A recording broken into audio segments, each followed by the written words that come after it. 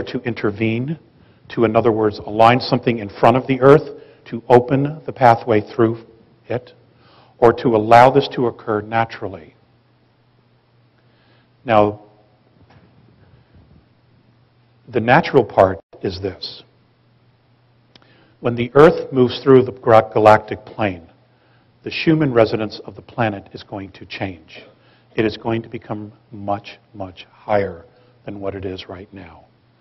All indigenous life on the planet will then have to change its harmonic frequency to match that of Earth.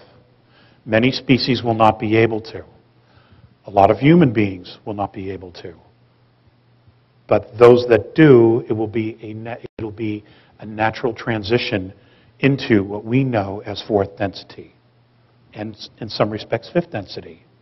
Those kids that are coming in with 3 strands of DNA, they will be able to go between 4 and 5. They will be telling us, coming back and teaching us what's ahead of us. They will become the educators. Okay? Half of them are ETs anyway, who have volunteered to come into this place simply because none of our forefathers have ever experienced this before. So, I don't know if there'll be intervention on that or not. There will be Earth changes, though. Okay? And I don't know at the moment, if that happens, where the safest place to be is. I don't know at this point.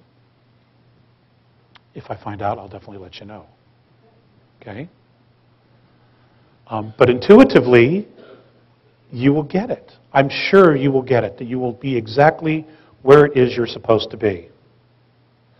And you will know exactly what it is you're supposed to do. Okay? You have to know that, because that's what this is about.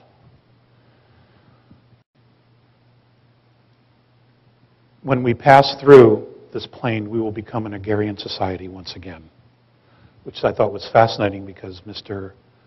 Mellon Thomas talked about that yesterday as well, last night. Based on his death experiences, that's what he was shown as well, that we become an agrarian society again.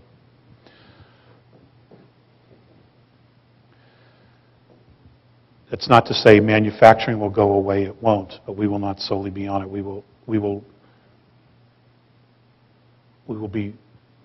become indigenous people once again with the planet. I'm also told that many people, once we have passed through this transition, this change in frequency and harmonics, that many people will opt to go to different star systems and represent Earth, represent our civilization. Because there is a huge perk to being the only planetary society to actually go through such a shift as this.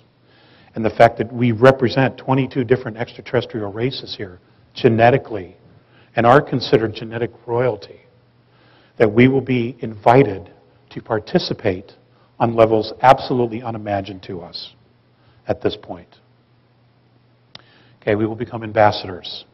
We will be teaching other societies basically what not to do. Okay? Because we're the professors. We have become the professors.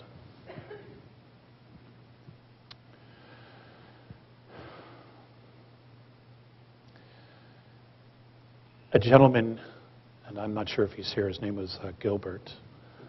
I spoke with him yesterday. He asked me to give him, in one sentence, the bottom line to all this.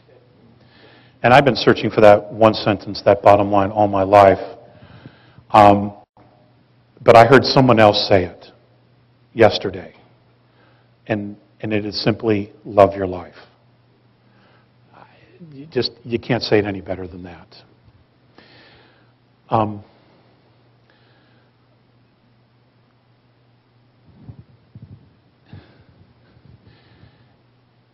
You know, we've lived in the duality of light and dark. But we've almost completely ignored the fact that there's a third duality here, and that's balance. Okay? We have always been somewhere between the two, never realizing that the balance is actually its own duality as well. And none of us have given that space enough credit. And we certainly don't teach that in our spiritual philosophies or religions of the earth, of just finding the balance. Many of the indigenous cultures have known that all along. You know, they've known about the balance. And in saying that, I brought that up specifically because what needs to be acknowledged here is that the United States changed the world. It changed its perspective. It changed the direction. Up until now, it has probably done more good than harm.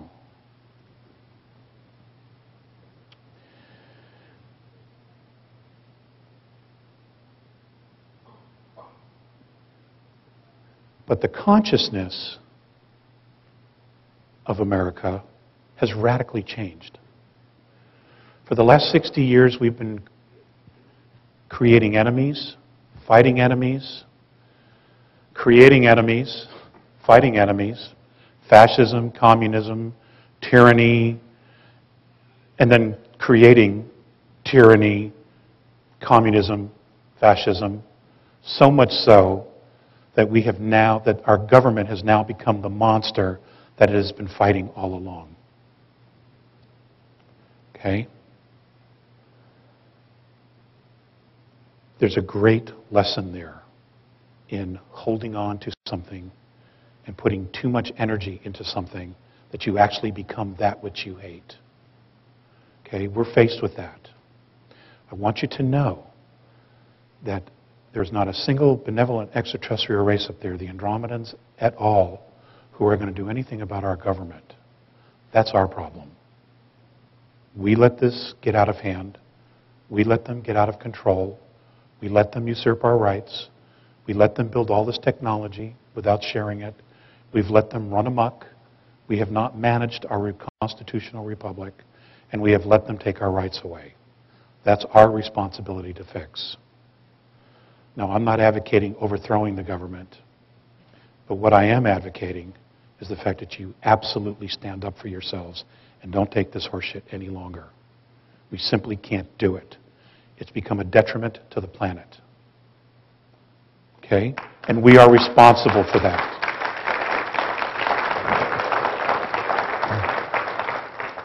Now, having said that, and this is an unintentional plug for Dr. Sala's book. Okay? But I was going to talk about this anyway. In the late 50s, the United States government signed a treaty with an extraterrestrial race who they believed to be benevolent. And agreements were reached, and there were terms to that treaty. And shortly after that treaty was signed and agreed upon, the extraterrestrials broke the treaty, because technologically they were far more advanced than we believed they were. Okay, so the government was tricked into it. However, we called that upon ourselves. We brought that experience to us because of our treatment and our behavior with treaties. Just ask the Native Americans. We signed 263 treaties with the Native Americans, and we broke 263. And it goes on and on and on. So if you need proof of karma, there's one for you. Okay? We drew that to us because we haven't walked our talk. We talk about it. We sing about it at sporting events.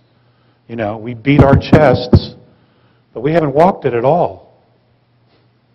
Okay? It's in our face, ladies and gentlemen. It's in our face.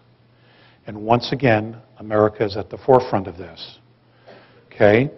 This economic crisis, in the end, will be a godsend, because what will happen is the ridiculous laws and restrictions and regulations we have put on ourselves